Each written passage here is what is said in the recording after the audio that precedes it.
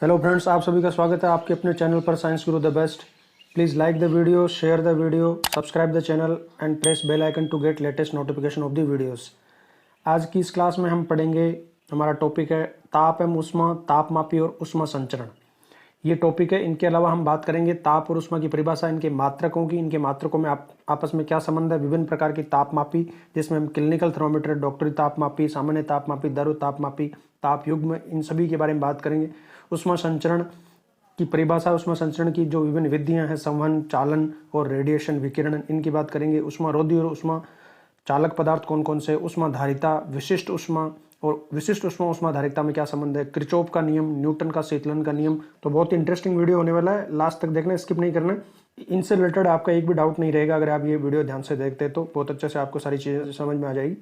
ये क्लास बहुत इंपॉर्टेंट होने वाली है रीट मुख्य परीक्षा 2023 लेवल 1 और लेवल 2 के लिए, सीईटी के लिए, आरबीएससी सेकंड ग्रेड साइंस के लिए भी इंपॉर्टेंट होने वाली है class. LDC, video, RRB, SSC, उन सभी प्रतियोगी परीक्षाओं के लिए रामबाण होने वाली है, जिनमें ये टॉपिक है ताप, ऊष्मा, तापमापी और ऊष्मा संचरण। तो शुरू करते हैं। तो सबसे पहले परिभाषा ऊष्मा की। ऊष्मा क्या है? तो देखो, ऊष्मा एक ऊर्जा का रूप है। परिभाषा ये है कि वह भौतिक कारक जो हमें गर्मी या ठंडक, यानी हमें हॉटनेस और कोल्डनेस की फीलिंग जो करवाता है, वो फिजिकल फैक्टर, वो भौतिक कारक जिससे हमें गर्मी या ठंडा का आभास होता है, वो ऊष्मा कहलाता है। वास्तव में ऊष्मा एक प्रकार की ऊर्जा ही है, एनर्जी का रूप है। जैसे ध्वनि ऊर्जा, प्रकाश ऊर्जा, ऊष्मा ऊर्जा, विद्युत ऊर्जा, रासायनिक ऊर्जा, इसी तरह से ऊष्मा भी ऊर्जा का एक रूप है जिसमें विभिन्न कार्य संपादन करने की क्षमता होती है। क्योंकि ऊर्जा का मतलब होता है कार्य करने की क्षमता, तो ये भी ऊर्जा का एक रूप है, तो ये भी कुछ कार्य करने में सक्षम है। ऊष्मा को अन्य प्रकार की ऊर्जाओं के रूप में और अन्य ऊर्जाओं को ऊष्मा में बदला जा सकता है। अब ऊष्मा के विभिन्न रूप आपस में परिवर्तनशील है। एक प्रकार की ऊष्मा को हम दूसरे प्रकार की ऊष्मा में बदल सकते हैं। जैसे हम विद्युत हीटर का प्रयोग करके विद्युत ऊर्जा को ऊष्मीय ऊर्जा में बदल सकते हैं। इसी तरह से अगर हम भाप के इंजन का प्रयोग करें तो भाप के इंजन का प्रयोग करके हम ऊष्मा ऊर्जा को यांत्रिक ऊर्जा में बदल सकते हैं। तो ऊष्मा वह ऊर्जा है जिससे हमें किसी पदार्थ की हॉटनेस या कोल्डनेस का आभास होता है, गर्मी या ठंडक का आभास होता है। अब ऊष्मा के मात्रक, देखो, ऊष्मा ऊर्जा का ही एक रूप है, तो ऊर्जा का जो ऐसा ही मात्रक है जूल, वही ऊष्मा का मात्रक है, यानी ऊष्मा का ऐसा ही मात्रक भी जूल ही है। वैज्ञानिक जूल के सम्मान में इसको रखा गया है। इसके अलावा कुछ अन्य मात्रक भी है जिसमें कैलोरी है, किलो कैलोरी है, ब्रिटिश ऊष्मीय मात्रक है, आदि इसके अन्य मात्रक है। अब जो प्रचलित मात्रक है उसमें से कैलोरी को समझते हैं कि कैलोरी किसे कहते हैं, कैलोरी की परिभाषा क्या है। तो देखो, कैलोरी 1 ग्राम शुद्ध जल को, 1 ग्राम शुद्ध जल को, यानी द्रव्यमान कितना है, 1 ग्राम है।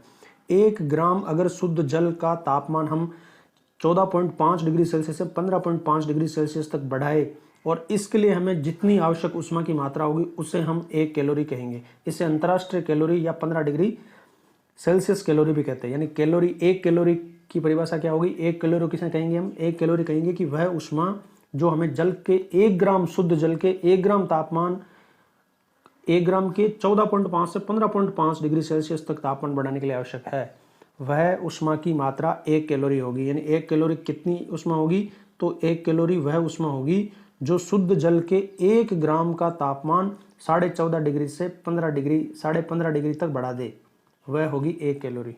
ठीक है। अब विभिन्न मात्रकों में आपस में क्या संबंध है, तो 1 कैलोरी में कितने जूल होते हैं, 1 जूल में कितनी कैलोरी होते हैं। तो ये देखो, ये बहुत इंपॉर्टेंट है, यहाँ से आपके क्वेश्चंस में बनेंगे।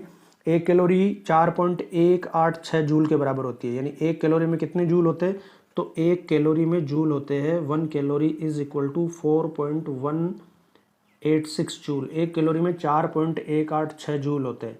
और 1 जूल में कितनी कैलोरी होती है, तो 1 जूल में 0.24 कैलोरी होती है। यानी 1 जूल में 0.24 कैलोरी और 1 कैलोरी में 4.186 जूल।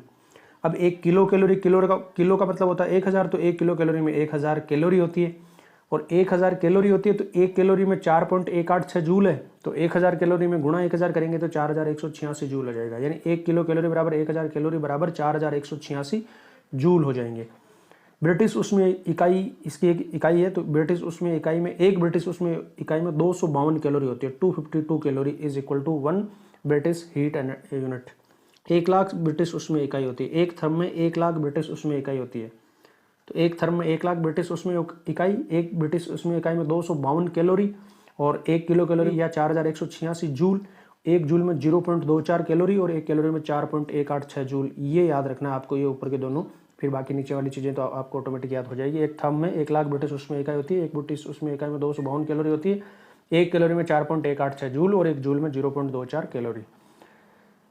अगला टॉपिक है हमारा ताप, टेम्परेचर। तो टेम्परेचर देखो, ताप वह भौतिक राशि है जिससे पता चलता है कि कोई वस्तु कितनी गर्म या ठंडी है। तो ताप एक वो फिजिकल फैक्टर है या वो फिजिकल क्वांटिटी जिससे हमें ये पता चले कि कोई वस्तु कितनी ठंडी है, गर्म है। इसका मेजर है, यानी degree of hotness, measure of degree of hotness, किसी वस्तु का कितनी गर्म है या कितनी ठंडी है, इसका पता जिस भौतिक राशि से चलता है वह तापमान कहलाता है। अर्थात ताप वस्तु की उष्णता या शीतलता, हॉटनेस या कोल्डनेस की माप होती है। ताप किसी वस्तु की ऊष्मीय अवस्था का सूचक है, यानी वो वस्तु किस ऊष्मीय अवस्था पर है इस बात का सूचक है उसका तापमान। एक वस्तु से दूसरी वस्तु में ऊष्मा का प्रवाह, फ्लो ऑफ हीट, तापांतर के कारण ही होता है। अगर दो वस्तुएं और दोनों का तापमान समान है तो दोनों के बीच में ऊष्मा का स्थानांतरण नहीं होगा। एक अगर अधिक तापमान की वस्तु है तो एक कम तापमान की वस्तु है, तब अधिक तापमान वाली वस्तु से कम तापमान वाली वस्तु की तरफ ऊष्मा का स्थानांतरण होगा। तो ऊष्मा का स्थानांतरण, ट्रांसफर ऑफ हीट या फ्लो ऑफ हीट, वो किसकी वजह से होता है? डिफरेंस इन टेम्परेचर की वजह से, यानी तापांतर के अंतर के कारण होता है। जो उच्च ताप से निम्न ताप की तरफ ऊष्मा का प्रवाह होता है और उच्च ताप से निम्न ताप की तरफ ऊष्मा के प्रवाह में दोनों वस्तुओं का ताप बराबर हो जाता है।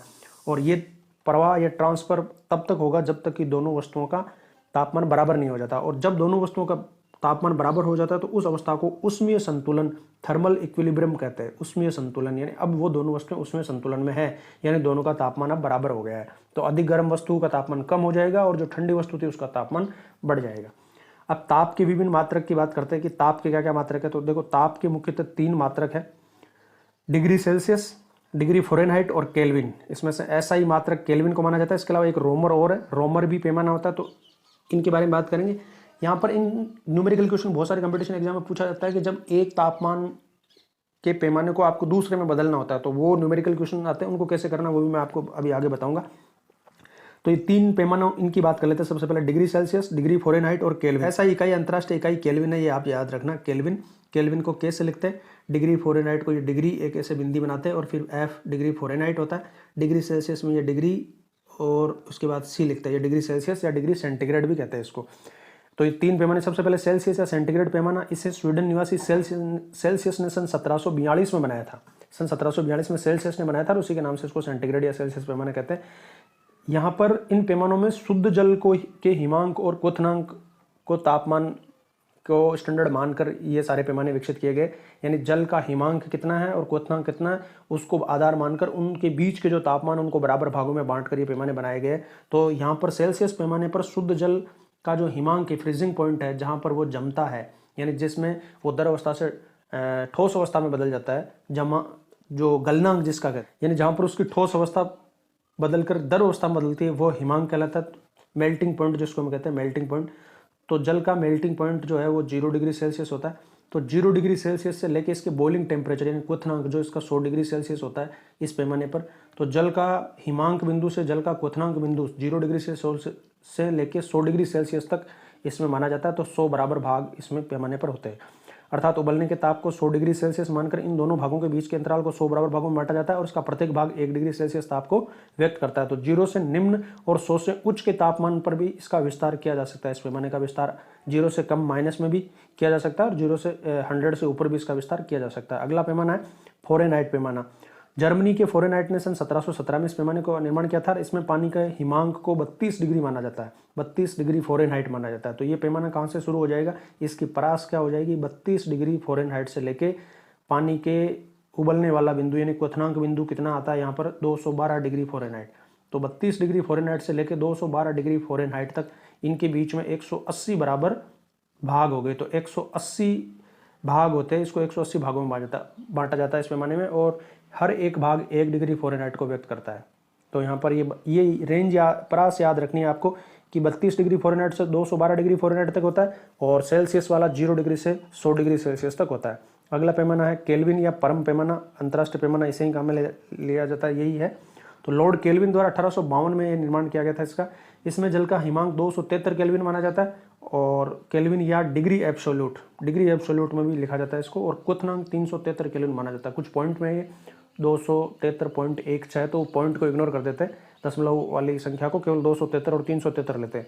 तो यहाँ पर जल का हिमांक जो है वो 273 केल्विन और जल का जो क्वथनांक है वो 373 केल्विन होता है। ये 3 पैमाने मुख्यतः काम में लिए जाते हैं। तो 3 पैमाने आगे डिग्री सेल्सियस, जहाँ पर 0 डिग्री सेल्सियस से लेकर 100 डिग्री सेल्सियस तक है।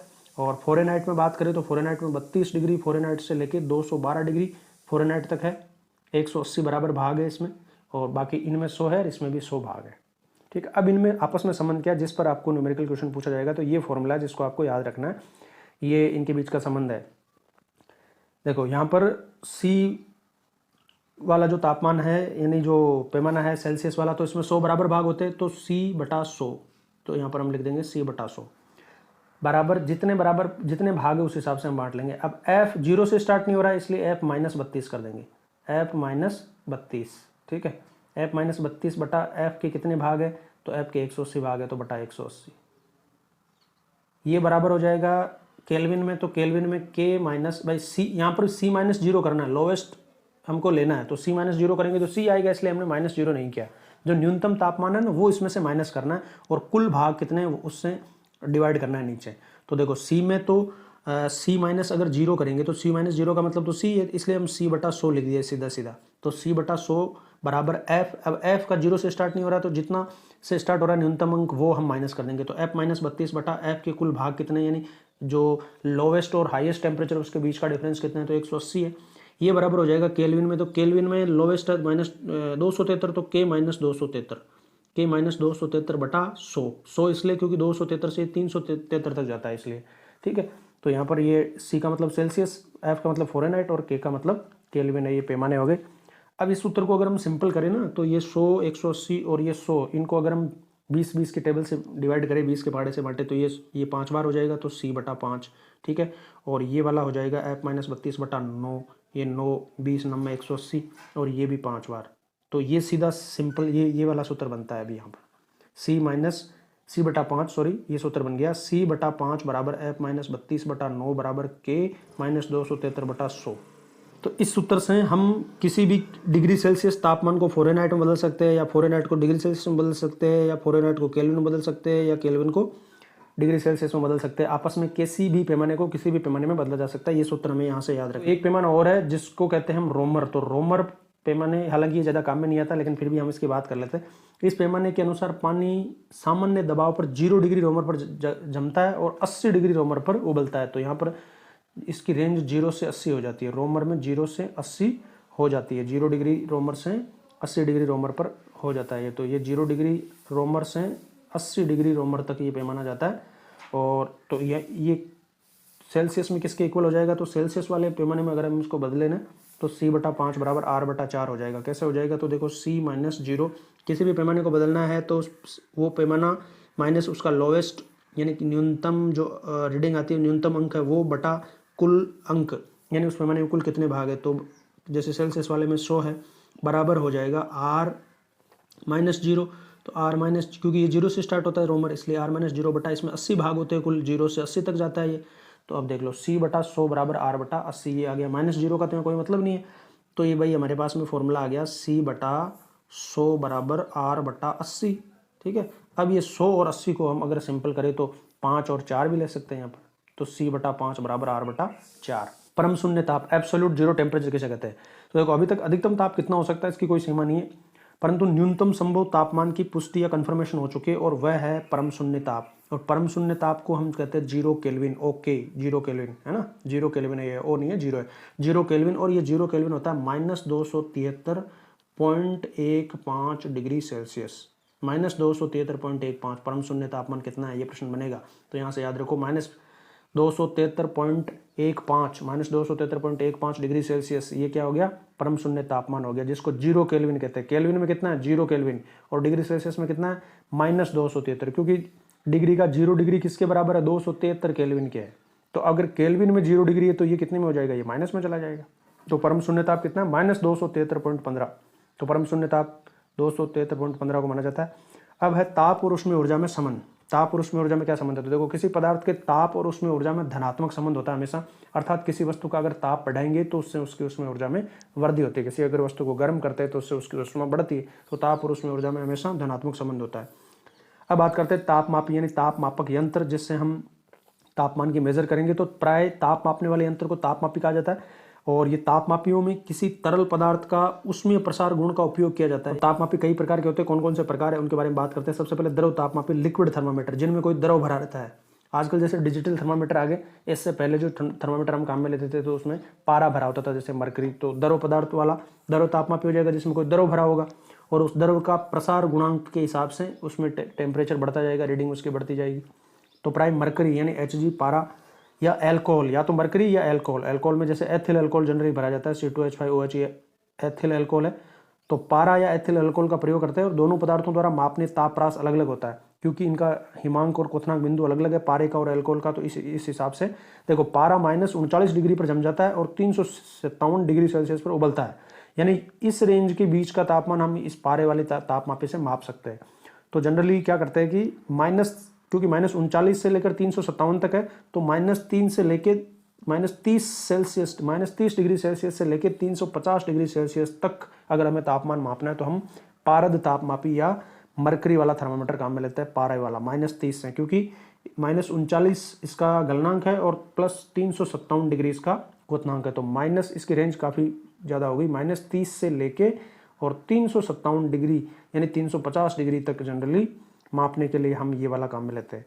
अब एल्कोहल का क्योंकि थोड़ा गलनांक और नीचे होता है, तो अल्कोहल को अगर माइनस में टेम्परेचर ज़्यादा नापना है, अगर हमें माइनस में और ज़्यादा टेम्परेचर नापना है, तो फिर पारा -30 के बाद नहीं नाप पाएगा, है ना। तो फिर अल्कोहल का उपयोग करते हैं, क्योंकि अल्कोहल है -115 डिग्री सेल्सियस, इसका जमाव बिंदु जो है -115 डिग्री सेल्सियस है। इसलिए अल्कोहल तापमापी का प्रयोग -40 से -110 डिग्री तक का तापमान मापने के लिए, यानी बहुत न्यून तापमान को मापने के लिए हम अल्कोहल वाले तापमापी का उपयोग करेंगे। -40 से लेके -110 तक, -40 -39 तक तो पारा है, तो -30 तक जनरली पारा को काम में ले लिया जाता है, और पारे वाले से -30 से 350 तक हो जाता है, और अल्कोहल वाले से हम -115 यानी -40 से -110 तक। तो अब आपको याद रखना है कि पारे वाले से हम कौन सा टेम्परेचर मापते हैं, -30 से 350 डिग्री तक, और अल्कोहल वाले से कौन सा नापते हैं, -40 से -110 तक नापते हैं।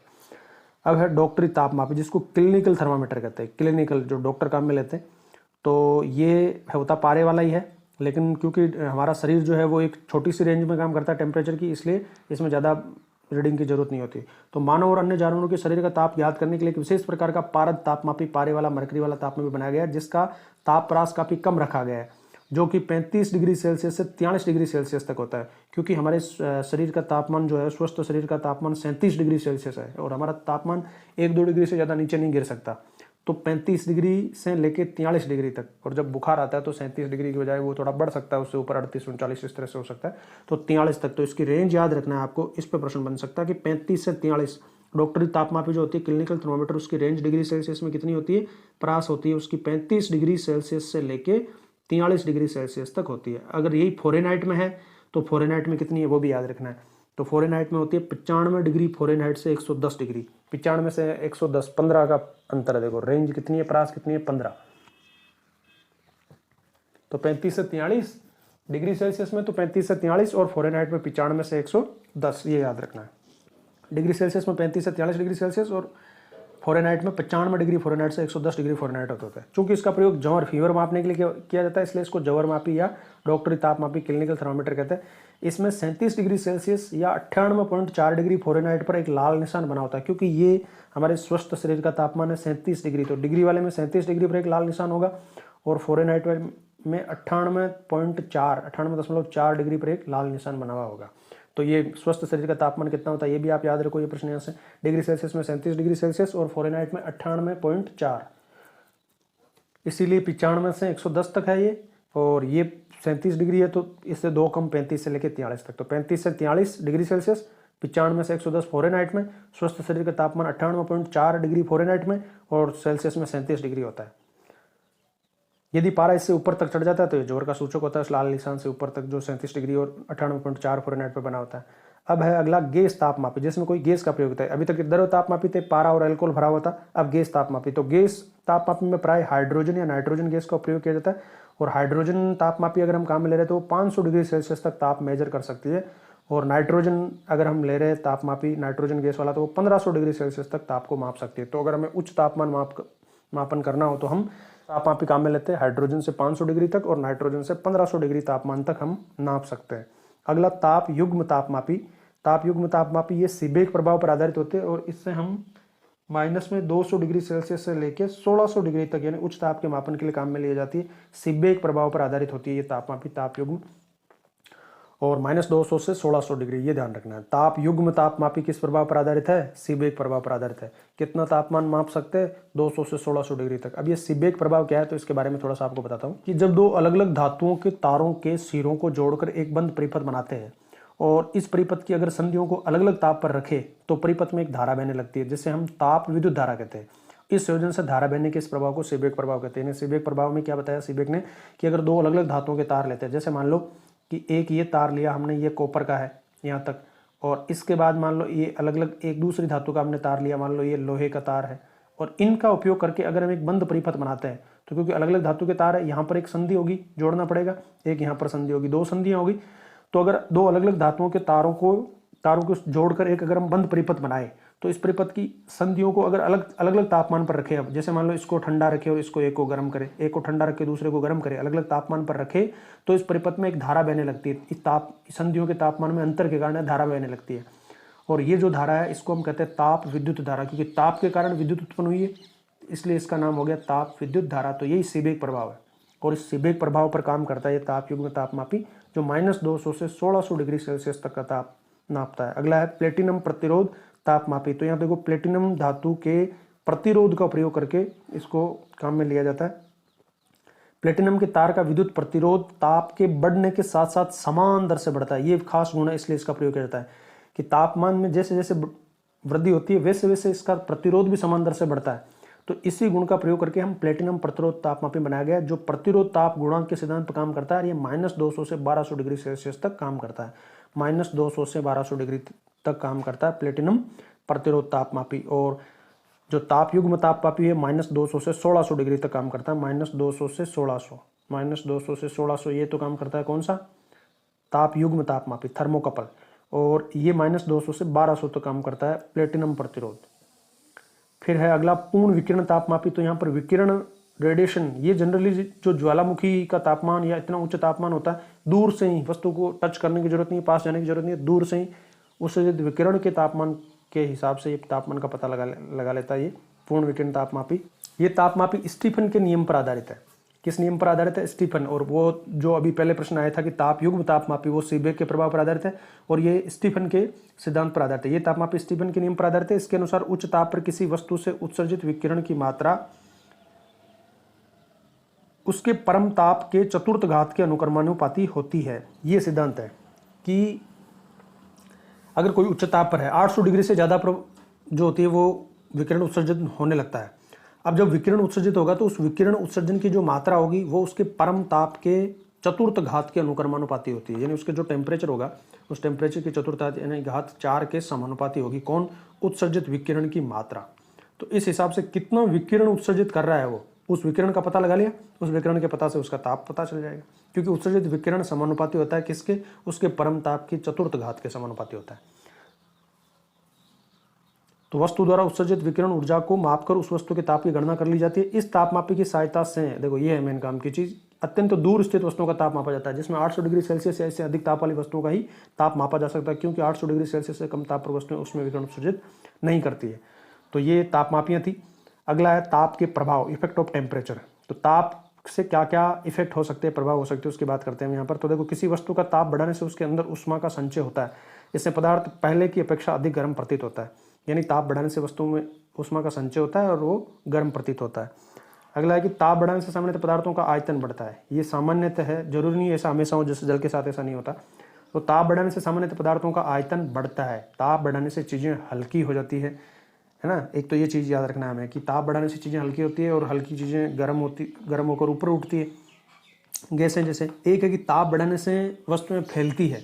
जब वस्तुएं फैलती है तो मतलब उनका आयतन बढ़ता है, ज़्यादा जगह वो घेरती है, उतना ही द्रव्यमान अधिक जगह में अब जाएगा, तो द्रव्यमान उतना ही रहता है लेकिन आयतन बढ़ जाता है। वही द्रव्यमान अब अधिक जगह घेरेगा, अधिक जगह में जाएगा, तो आयतन बढ़ता है। तो ताप बढ़ाने से आयतन बढ़ता है, और ताप बढ़ाने से किसी पदार्थ की अवस्था परिवर्तन भी हो सकती है। जैसे ठोस अवस्था से तापमान बढ़ा के हम द्रव अवस्था से गैस अवस्था, और तापमान कम करके हम अवस्था में परिवर्तन कर सकते हैं। कुछ पदार्थ ऐसे होते हैं जो ताप बढ़ाने से अपने अवयवों में विभाजित हो जाते हैं। बहुत सारी ऐसी अभिक्रियाएं होती है जिनमें ताप बढ़ाने से वो अपने अवयवों में बढ़ जाती है। ये एक याद रखना कि वायु में ध्वनि का वेग ताप के घटने से घटता है और ताप के बढ़ने से बढ़ता है।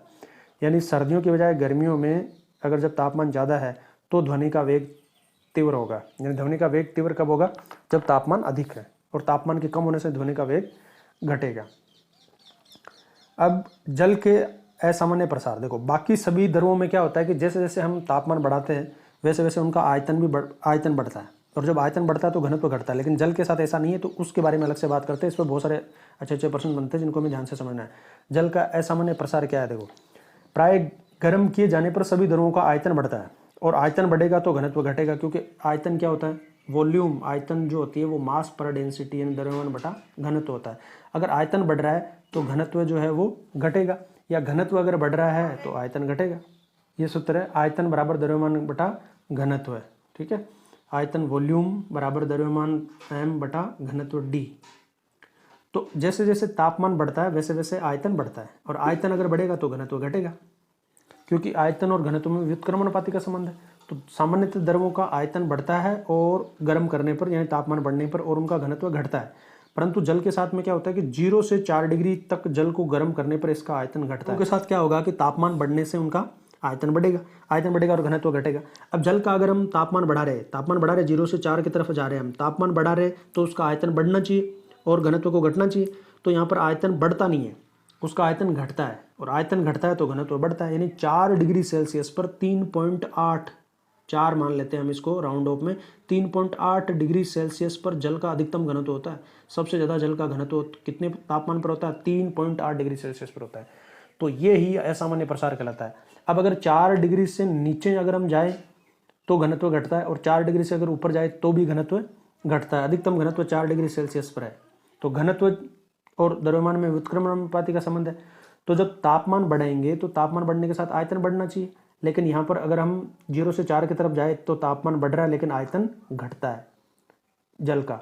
तो जल का असामान्य प्रसार क्या है? तो जल का असामान्य प्रसार यह है कि प्राय गर्म करने पर सभी द्रवों का आयतन बढ़ता है और उनका घनत्व घटता है, परंतु 0 से 4 डिग्री तक हम अगर हम तापमान बढ़ाए जल का तो फिर इसका आयतन बढ़ता नहीं है बल्कि घटता है और घनत्व बढ़ता है। इसे ही जल का असामान्य प्रसार कहते हैं।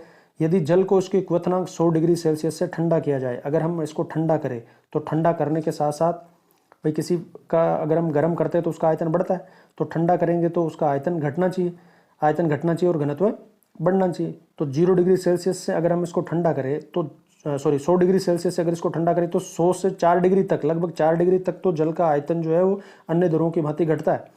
ठंडा करने पर आयतन घटता है और गर्म करने पर आयतन बढ़ता है। तो जल का भी अगर हम 100 से नीचे लाए उसको ठंडा करें तो आयतन घटता है, लेकिन 4 डिग्री तक घटता है, परंतु 3.98 से 0 डिग्री तक यानी जब जल ठोस में बदल जाता है तब उसका आयतन घटता नहीं है बल्कि बढ़ता है। अर्थात द्रवों का आयतन उनके हिमांक पर न्यूनतम होता है। भाई उनका हिमांक जो होता है, जैसे जल के केस में 0 डिग्री सेल्सियस से जो जमाव बिंदु होता है उन पर उनका आयतन न्यूनतम होता है, क्योंकि वहाँ पर तापमान न्यूनतम है, और जैसे जैसे तापमान ज़्यादा होता जाएगा तो आयतन बढ़ता जाएगा। तो उनका आयतन सबसे कम कहाँ पर होता है? उनके हिमांक पर होता है। लेकिन जब जल का आयतन उसके हिमांक से कुछ अधिक तापमान यानी 4 डिग्री पर न्यूनतम होता है, यानी जल का जो आयतन है वो न्यून कहाँ पर रहेगा? 4 डिग्री पर रहेगा, उसके हिमांक पर नहीं। उसका हिमांक जो है वो 0 डिग्री है, तो 0 डिग्री पर जल का आयतन न्यूनतम नहीं होता, उसका आयतन न्यूनतम कहाँ पर होता है? 4 डिग्री पर, 3.98 degree Celsius. 3.98 degree Celsius 4 degree पर जल का जो आयतन है वो न्यूनतम होगा, और जब आयतन न्यूनतम होगा तो वहाँ घनत्व अधिकतम होगा। तो इसलिए 4 डिग्री सेल्सियस पर जल का घनत्व अधिकतम होता है, और यहाँ पर जल का घनत्व 1 ग्राम प्रति घन सेंटीमीटर होता है।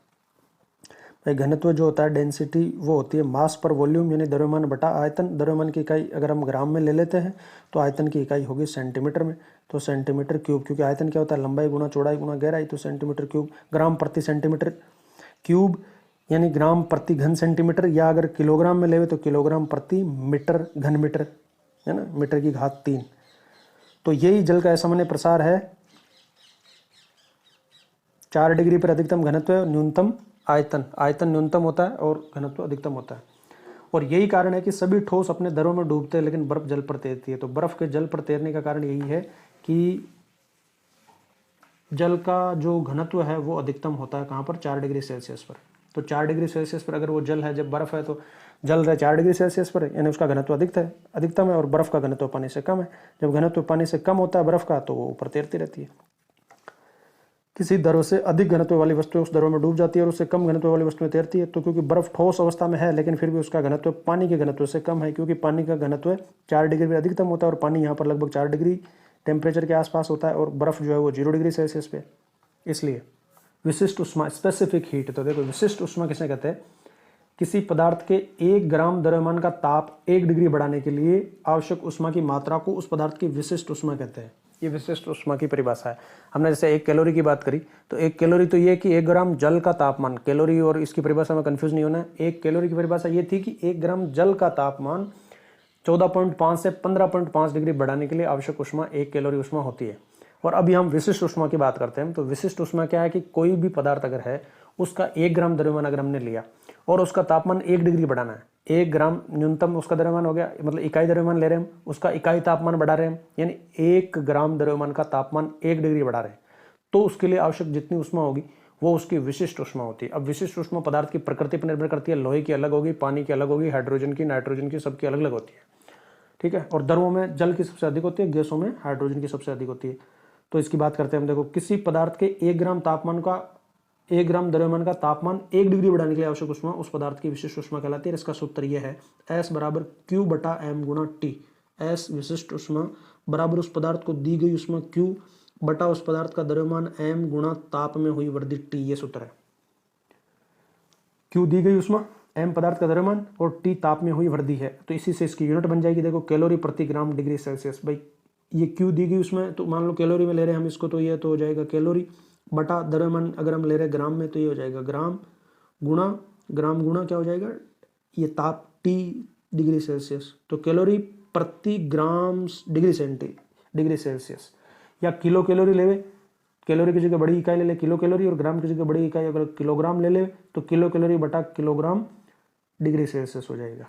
तो किलो कैलोरी प्रति किलोग्राम डिग्री सेल्सियस हो जाएगा। या अगर जूल लेवे, ऊर्जा की इकाई, उष्मा की दी गई मात्रा जूल लेवे, तो जूल प्रति किलोग्राम केल्विन, तापमान को केल्विन में ले लेवे, तो ये इसकी इकाई है। जूल प्रति किलोग्राम केल्विन, या किलो कैलोरी प्रति किलोग्राम डिग्री सेल्सियस, या कैलोरी प्रति ग्राम डिग्री सेल्सियस। अब देखो, ये काम की चीजें यहाँ पर। द्रवों में जल की विशिष्ट उष्मा का मान अन्य द्रवों की तुलना में सर्वाधिक है। सर्वाधिक विशिष्ट उष्मा का मान किसका है? जल का। गैसों में व सभी पदार्थों में हाइड्रोजन गैस की विशिष्ट उष्मा का मान सबसे अधिक होता है, और हाइड्रोजन की विशिष्ट उष्मा का मान सबसे अधिक है। जितने भी तत्व हैं उनमें सबसे अधिक हाइड्रोजन की विशिष्ट उष्मा है। ठोस द्रव गैसों में तुलनात्मक रूप से ठोसों की विशिष्ट उष्मा सबसे कम होती है और गैस की सबसे ज्यादा होती है। यानी ठोस द्रव और गैस की तुलनात्मक अगर विशिष्ट उष्मा पर प्रश्न पूछ ले तो याद रखना, सबसे अधिक विशिष्ट उष्मा किसकी होती है? गैसों की। उससे कम किसकी होती है? द्रवों की। और सबसे कम विशिष्ट उष्मा किसकी होती है? ठोसों की। द्रवों में सबसे अधिक विशिष्ट उष्मा किसकी है? जल की। और गैसों में सबसे अधिक विशिष्ट उष्मा किसकी है? हाइड्रोजन गैस की। और ठोस द्रव गैस सब में ओवरऑल देखे तो सबसे अधिक विशिष्ट उष्मा किसकी है? हाइड्रोजन की। ये याद रखना। अगला प्रश्न है उष्माधारिता, थर्मल कैपेसिटी। तो देखो, उष्माधारिता का मतलब है कि कोई वस्तु का कुल द्रव्यमान, चाहे उसका द्रव्यमान मान लो अलग अलग हो सकता है, 1 किलो की वस्तु हो सकती है, 10 किलो की वस्तु हो सकती है ना। तो यहाँ पर उष्माधारिता अलग अलग आएगी, 1 किलो वाली की अलग, 10 किलो वाली की अलग। तो उष्माधारिता वस्तु का गुण नहीं है, वस्तु का गुण है, पदार्थ का गुण नहीं है।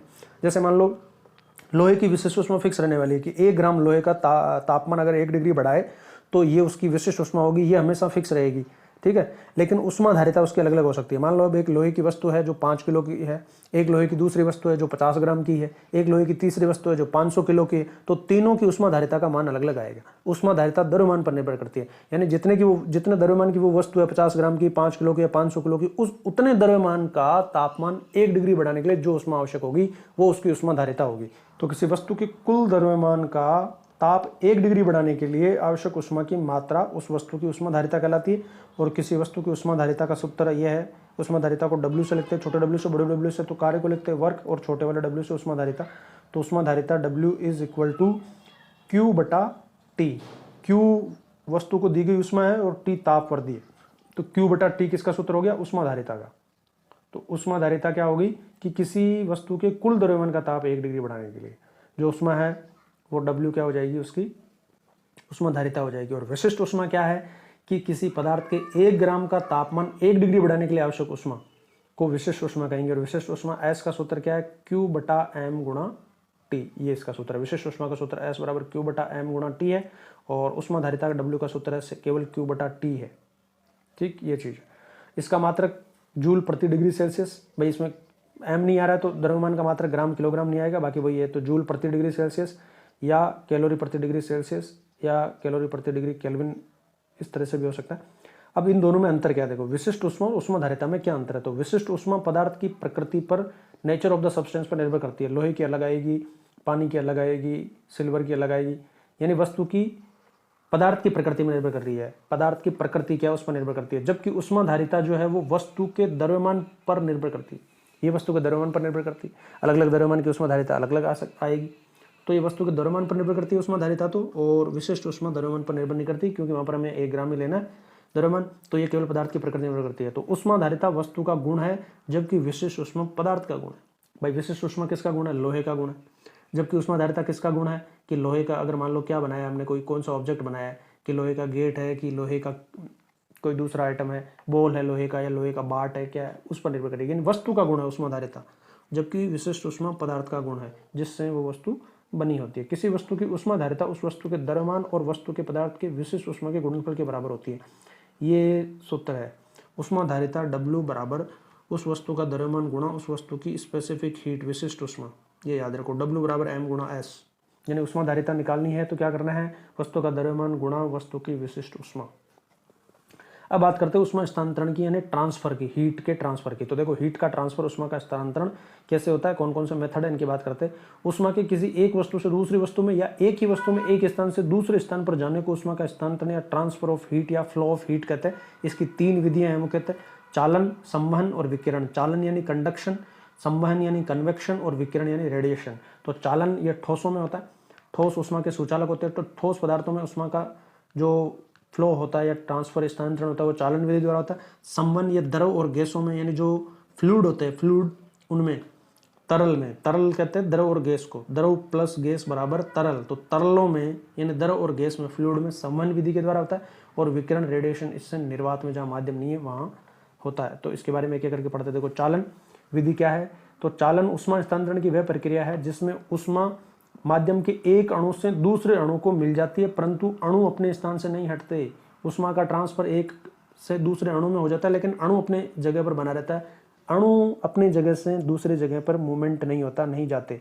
तो ठोसों में उष्मा का स्थानांतरण चालन विधि के द्वारा ही होता है। जैसे मान लो एक लोहे की छड़ है ये, और इस लोहे की छड़ को अगर इस तरफ से गर्म किया जाए, यहाँ से अगर यहाँ से गर्म किया जाए, तो यहाँ वाले जो अणु है सबसे पहले वो गर्मी पाएंगे, उष्मा पाएंगे। वो उष्मा पाकर ये उष्मा आगे वाले अणुओं को ट्रांसफर कर देंगे, आगे वाले अणु वो उष्मा अगले को ट्रांसफर कर देंगे, अगले को ट्रांसफर कर देंगे। इस तरह से उष्मा का एक सिरे से दूसरे सिरे की तरफ चालन विधि के द्वारा, यानी अणु यहाँ से उठ के यहाँ नहीं आ रहा है, केवल उष्मा का प्रवाह हो रहा है। अणु अपनी जगह ही है, उष्मा का केवल आगे की तरफ प्रवाह हो रहा है। ऐसा होता क्यों है, क्योंकि धातु के भीतर मुक्त इलेक्ट्रॉन का होना है। ये मुक्त इलेक्ट्रॉन धातु के किसी अणु से बद्ध न होकर धातु के भीतर गति करने के लिए स्वतंत्र होते हैं और उष्मा प्रवाह में मदद करते हैं। तो मुक्त इलेक्ट्रॉन होते हैं, जो मुक्त इलेक्ट्रॉन इस उष्मा को ले जाते हैं एक सिरे से दूसरे सिरे में। धातु के अणु वहीं रहते हैं, केवल मुक्त इलेक्ट्रॉन जो है वो ट्रांसफर होते हैं और आगे उष्मा लेके जाते हैं। मुक्त इलेक्ट्रॉन धातुएं सुचालक होती है विद्युत की उष्मा की मुक्त इलेक्ट्रॉनों की वजह से, तो मुक्त इलेक्ट्रॉन ऐसा करते हैं।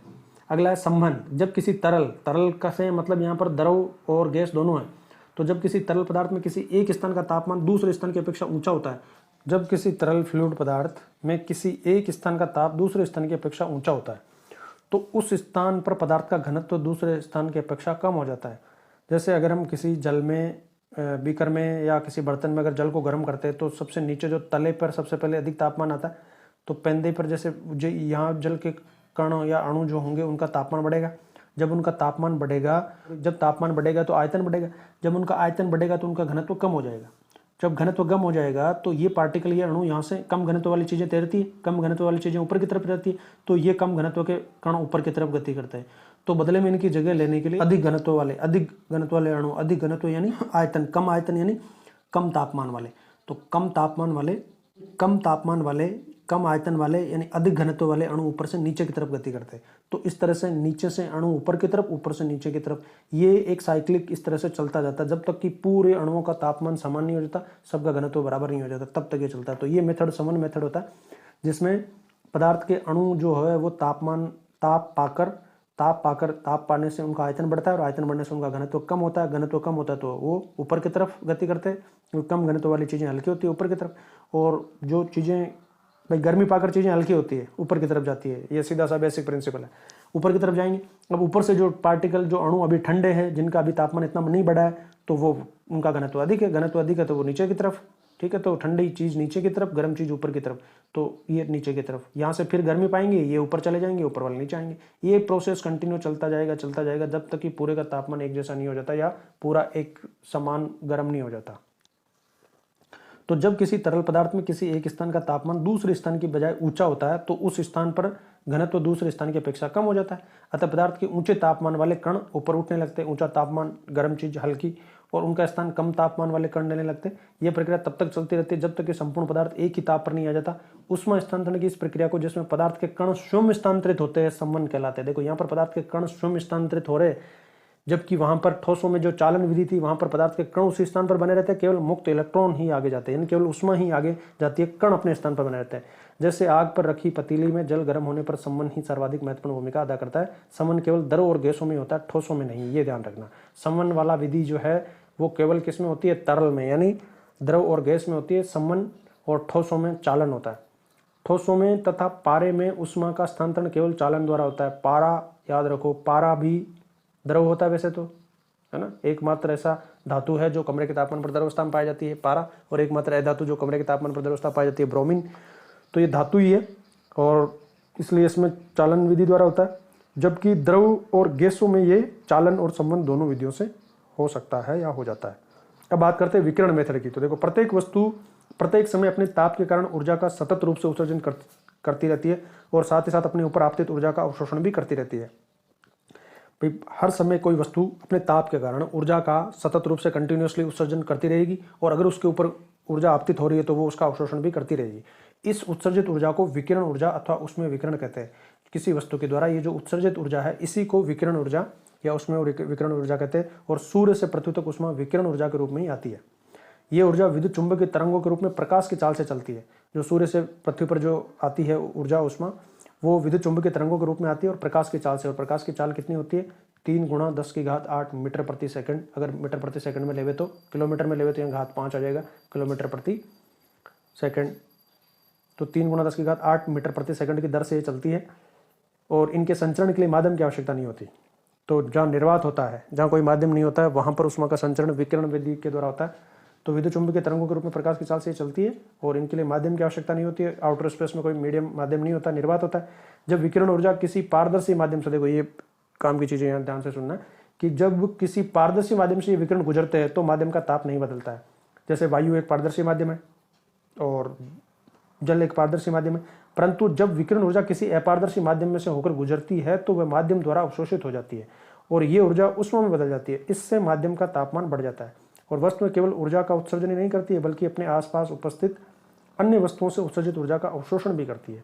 तो उत्सर्जन भी करती है वस्तुएं ऊर्जा का और अवशोषण भी करती है। अवशोषण उत्सर्जन किसी भी पिंड पे या वस्तु पे जो उष्मा या ऊर्जा गिरती है तो उसका कुछ भाग उसके अंदर से आर पार ऐसे संचरित हो जाता है, कुछ भाग का ये अवशोषण कर लेती है और कुछ भाग को ये उत्सर्जित कर देती है, कुछ भाग को परावर्तित करती है। इस तरह से सारी प्रोसेस होती है। आदर्श कृष्णपिंड या परफेक्ट ब्लैक बॉडी जिसको हम कहते हैं, तो आदर्श कृष्णपिंड वह वस्तु होता है जो अपनी तल पर गिरने वाले संपूर्ण विकिरण, चाहे कि उसकी तरंग दैर्ध्य कुछ भी हो, पूर्णतः अवशोषण कर लेती है। परंतु प्रैक्टिकली ऐसा कोई भी आदर्श जो है ना परफेक्ट ब्लैक बॉडी नहीं है, आदर्श कृष्णपिंड नहीं है। तो व्यवहारिक कृष्णिका उसकी जगह काम में ली जाती है, प्रैक्टिकली ब्लैक बॉडी काम में ली जाती है। तो एक फेरी ने ये बनाया था, एक खोखला गोला बनाया था जो आदर्श कृष्णिका की तरह व्यवहार करता है। ठीक है, अब हम बात करते हैं न्यूटन के शीतलन नियम की। तो न्यूटन का शीतलन नियम क्या, देखो कि किसी वस्तु में विकिरण के द्वारा उष्मा ह्रास की दर उस वस्तु और वातावरण के तापमान के अंतर के अनुक्रमानुपाती होती है। यानी कोई वस्तु कैसे ठंडी होगी, शीतलन कैसे होगा उसका, तो ये निर्भर करेगा कि उस वस्तु का तापमान और वातावरण के तापमान में कितना अंतर है। जितना ज़्यादा तापांतर होगा उतनी ही वो शीघ्रता से ठंडी होगी और जितना कम तापांतर होगा उतनी ही वो धीरे धीरे ठंडी होगी। न्यूटन्स लॉ ऑफ कूलिंग क्या कहता है कि किसी वस्तु में विकिरण के द्वारा उष्मा का ह्रास, विकिरण द्वारा उष्मा का ह्रास यानी वस्तु का ठंडा होना एक तरीके से, तो विकिरण द्वारा उष्मा की ह्रास की दर उस वस्तु और वातावरण के तापमान के अंतर के अनुक्रमानुपाती होता है। अर्थात वस्तु वातावरण के सापेक्ष जितना अधिक गर्म होगी उतनी ही तेजी से ठंडी होती है। जितनी अधिक वो वातावरण से अधिक गर्म है उतनी तेजी से वो ठंडी होगी, और जैसे जैसे ठंडी होती जाएगी वैसे वैसे उसके ठंडे होने की दर भी कम होती जाती है। और जैसे जैसे वस्तु ठंडी हो जाती है वैसे वैसे उसके ठंडे होने की दर कम होती जाती है। इसके अलावा ठंडा होने की दर वस्तु के पृष्ठ की प्रकृति, पृष्ठ कैसा है ना, खुरदरा पृष्ठ है या चिकना पृष्ठ है, तो खुरदरा पृष्ठ है तो वो जल्दी ठंडा होगा। और पृष्ठ का क्षेत्रफल पर भी निर्भर करती है, अधिक क्षेत्रफल होगा तो जल्दी ठंडा होगा, पृष्ठ का क्षेत्रफल अधिक होगा तो जल्दी ठंडा होगा, कम क्षेत्रफल है तो थोड़ा देर से ठंडा होगा। जैसे कप का और प्लेट का क्षेत्रफल, चाय जब पीते हैं तो प्लेट का क्षेत्रफल ज़्यादा है इसलिए चाय जल्दी ठंडी हो जाती है प्लेट में, और कप में वो धीरे धीरे ठंडी होती है। तो इन चीज़ों पर भी डिपेंड करता है। लेकिन मुख्य ये है कि विकिरण द्वारा उष्मा का हाँ से ठंडा होना किस पर निर्भर करेगा कि उस वस्तु के तापमान और वातावरण के तापमान में कितना अंतर है। अधिक अंतर है तो वस्तु शीघ्रता से ठंडी हो जाएगी, और अगर कम अंतर है तो वस्तु धीरे धीरे ठंडी होगी। इसलिए वस्तु का तापमान जो है शुरू में शीघ्रता से गिरेगा, और उसके बाद में जैसे जैसे वातावरण के तापमान के बराबर आता जाएगा या उससे थोड़ा सा ही अंतर रहेगा तब वो धीरे धीरे ठंडी होगी, यानी ठंडे होने की दर धीरे धीरे फिर जो है कम हो जाएगी, ज़्यादा समय लगेगा उसको और अधिक ठंडा होने में। नेक्स्ट है उष्मा का चालक, कंडक्टर ऑफ हीट। देखो, जिन पदार्थों के अंदर से उष्मा का संचरण हो जाता है उन्हें उष्मा का चालक कहते हैं। जैसे सभी धातुएं उष्मा की चालक है, जल उष्मा का चालक है इत्यादि। और जिन पदार्थों से उष्मा का संचरण बहुत तीव्रता से या बहुत सुगमता से हो जाता है उन्हें उष्मा के सुचालक या गुड कंडक्टर कहते हैं। भाई जिनमें से चालन या संचरण हो जाता है वो उष्मा के चालक है। और चालकों में से भी ऐसे चालक जिनमें से बहुत तीव्रता से या बहुत ईजीली, बहुत स्मूथली, सिंपल, सरल तरीके से, शीघ्रता से उष्मा का संचरण हो जाएगा, वो सुचालक हो जाएंगे, गुड कंडक्टर हो जाएंगे। जैसे तांबा उष्मा का सुचालक है, लोहा है, चांदी है, चांदी सबसे बेस्ट होता है, उष्मा और विद्युत दोनों का सबसे अच्छा सुचालक चांदी माना जाता है। और मानव शरीर आदि ये सभी सुचालक है।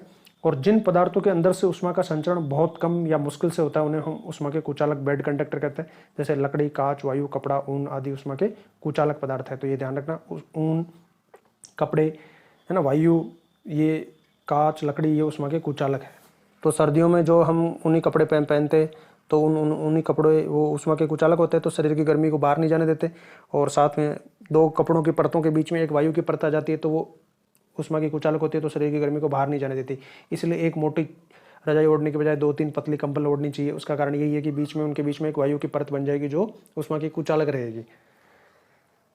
अब है उष्मा रोधी, थर्मल इंसुलेटर। तो उष्मा का रोधन, रोक देने वाले, बिल्कुल जिनमें से उष्मा का होगा ही नहीं संचरण, वो ऐसे पदार्थ। तो जिन पदार्थों के अंदर से उष्मा का संचरण या चालन बिल्कुल नहीं होता उन्हें उष्मा रोधी पदार्थ कहते हैं। जैसे एबोनाइट या एस्बेस्टस। तो अब इनका उपयोग होगा कि जहां से हमें उष्मा का परवाह नहीं करना वहां पर ये काम में आएगी। तो जैसे एबोनाइट की छड़ें उष्मा रोधी, जहां जहां ऐसे यूज होते हैं वहां पर हम एबोनाइट की छड़ें या एस्बेस्टस काम में ले जाता है। एस्बेस्टस जैसे विद्युत प्रेस में काम आता है, इस्त्री में प्रेस जब हम करते हैं तो वहां पर हीट प्रोड्यूस होती है, उष्मा उत्पन्न होती है। अब उस उत्पन्न उष्मा को प्रेस के नीचे तले पर भेजना होता है, ऊपर की तरफ नहीं भेजना होता। जहां से हम हाथ से पकड़ते तो ऊपर की तरफ एस्बेस्टस की परत लगा दी जाती है ताकि उसमें ऊपर की तरफ नहीं जाए, ऊपर से हमारा हाथ गर्म नहीं हो। और ऊपर जो उसमें जाएगी उसका कोई यूज नहीं है, उसमें को कहाँ भेजना, प्रेस के तले पे, पिंदे पे नीचे भेजना, तो यहाँ एस्बेस्टस की वो लगा दी जाती है। तो ये पदार्थ उष्मा रोधी पदार्थ होते हैं। अब देखो, ये याद रखना आप, ये इस पर अच्छा क्वेश्चन बन सकते हैं कि कैसी सतह ज्यादा उत्सर्जन और अवशोषण करती है, ये आप ध्यान रखो। काली और खुरदरी सतह उष्मा की सबसे अच्छी अवशोषक और उत्सर्जक होती है। सबसे अच्छा अवशोषक ही सबसे अच्छा उत्सर्जक है, यही किरचॉफ का नियम है जो अभी हम आगे पढ़ेंगे। तो काली सतह और खुरदरी सतह, स्मूथ नहीं, चिकनी नहीं, खुरदरी होनी चाहिए। काली और खुरदरी सतह उष्मा की सबसे अच्छी अवशोषक होगी और सबसे अच्छी उत्सर्जक होगी। जबकि चमकदार, काली की जगह चमकदार, श्वेत, चिकनी, ये सतह उष्मा की सबसे कम अवशोषण करेगी और सबसे कम ही उत्सर्जन करेगी। तो सबसे, यहाँ कंफ्यूज मत हो जाना कि वाइट चीज़ें चमकदार होती है या ज़्यादा इस तरह से, नहीं। सबसे ज़्यादा चमकदार कौन होगी? काली। सबसे ज़्यादा उत्सर्जक कौन, विकिरण सबसे ज़्यादा उत्सर्जन करेगा? काली। और कैसी सतह करेगी? स्मूथ नहीं, खुरदरी सतह, चिकनी सतह नहीं, खुरदरी सतह। तो काली और खुरदरी सतह ही सबसे अच्छे अवशोषक है, और जो सबसे अच्छे अवशोषक है वही सबसे अच्छे उत्सर्जक होते हैं। बात करते हैं किरचॉफ के नियम की। इस नियम के अनुसार अच्छे अवशोषक ही अच्छे उत्सर्जक होते हैं। ये किरचॉफ का नियम है कि जो सबसे अच्छे अवशोषक है वही सबसे अच्छे उत्सर्जक होते हैं। जैसे अंधेरे कमरे में यदि एक काली और एक सफेद वस्तु को समान ताप पर गर्म करके रखा जाए तो ज़्यादा कौन उष्मा को अवशोषण करेगा? काली वस्तु। तो सबसे ज़्यादा उत्सर्जन भी कौन करेगी? काली वस्तु। यदि अंधेरे कमरे में काली और एक सफ़ेद वस्तु को समान ताप पर गर्म करके रखा जाए तो काली वस्तु अधिक विकिरण उत्सर्जित करेगी, अतः काली वस्तु अंधेरे में अधिक चमकेगी।